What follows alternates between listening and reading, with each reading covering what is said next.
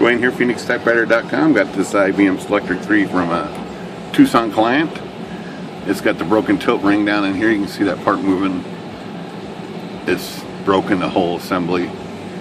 Tilt bell crank, that's called. It's a little tricky to put in, but I wanted to inspect the machine first and check other things, including the center hub here that's breaking on all these nowadays. And sure enough, this one's got some pretty good cracks in it. So that hub is this hub right here, and it gets a crack like that on this cylinder, and it will come out here and split the whole gear.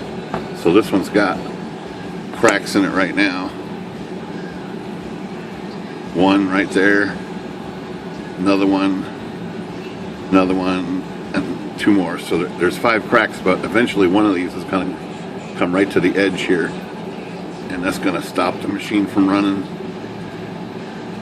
So that's got to be, should probably be replaced before it becomes a major problem. And the belt looks good on here. It must have been replaced at some point. And the rest of the machine is just, again, just a clean and service type situation, but the hub's a little more expensive to put in. Phoenix Typewriter, good day.